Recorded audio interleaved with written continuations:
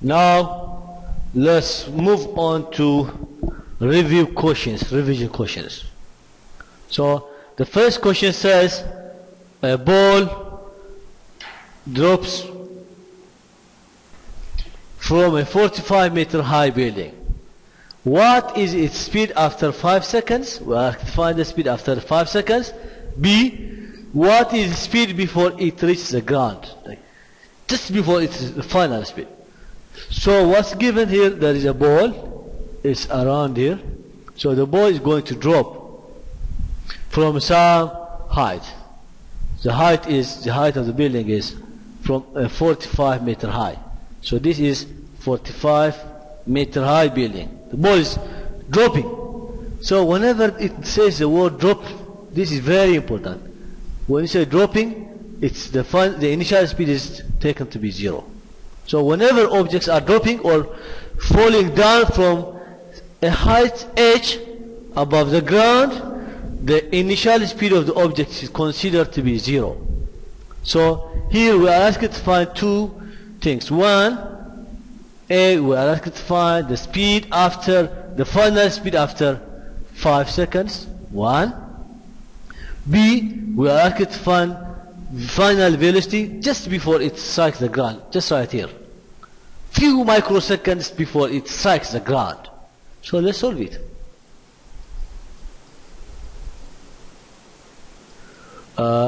We know that from equations of uniformly accelerated motion, we know that acceleration is given by the difference between final and the initial divided by time. So here we want to make V the subject of the formula. So cross multiplying, we get the final velocity is minus initial velocity is equal to acceleration multiplied by time. So making the final velocity the subject of the formula, the final velocity is given by the formula initial velocity plus acceleration multiplied by time. So we know the initial velocity is 0 and the acceleration is downward. We have this is under the effect of gravity, which is 9.8, which is negative 9.8 meter per second square. So the initial velocity is 0 because it's dropping. So the final velocity is considered to be, this is 0 because the ball is dropping. So the final velocity will be g times t, which is negative 9.8 meter per second square multiplied by t is 5 seconds. What will be its velocity 5 seconds after? That's. So here we cancel this second by 1 second. So the final velocity will be V is given by negative 9.8 times 5. You can use calculator to multiply these two numbers. So 9.8 multiplied by 5 will give us 49 meter per 49 negative meter per second. So this negative tells us that the object is moving vertically downward. So this negative tells, or the meaning of this negative is the object is moving downward, or the velocity is downward, or the particle is moving vertically downward. The ball is dropping. So the velocity of the object is its speed after 5 seconds is the final speed will be 49 meter per second downward. If it says velocity, but if it says speed, no need to write the direction because speed is a scalar quantity. We may just ignore this. If it says only find the speed after 5 seconds will be 49 meter per second. This is the answer for choice, the first question. Let's come to the second question. It says, what is its speed before it strikes the ground? Just before it strikes the ground. Like when it reaches at this point. Find the final velocity just before it reaches the ground. So what do we do to find the final velocity of the object? So to find the final velocity of the object, we will have to use one of the equations of uniformly accelerated motion. That is V final square is equal to initial speed square minus 2gh. This is the formula. We can use the formula. I know the initial speed, I know the height from which the ball is dropping down, and gravity is all constant, that's 9.8, or you can use 10. So we know that as long as the object is falling down, the initial velocity is taken to be 0. This is 0 because falling down, or it's dropping. So the final velocity square will be, this is given by minus 2 multiplied by g is negative 9.8. That here also just you can use the final speed square is given by minus 2 times 9.8 meter per second square times 45 meter. Now you can just, this negative tells us the object is moving downward, so that like as long as the object is moving down, this negative tells us it's down, so we can ignore it. So the final velocity of the object just before it strikes the ground is given by 2 times 9.8 times 45. So using calculator you will get 2 multiplied by 9.8 multiplied by 45 is equal to 882.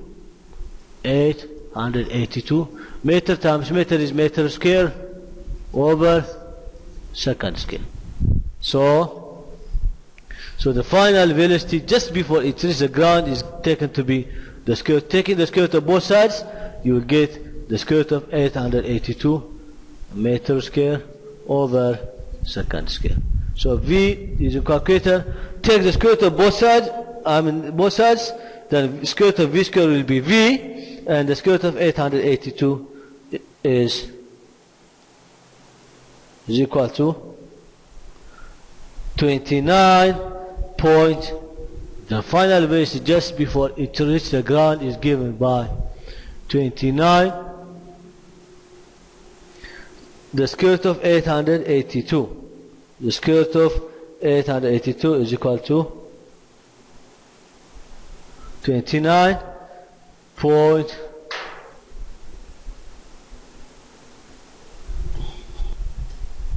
So the final velocity will be 29 point, you can use calculator,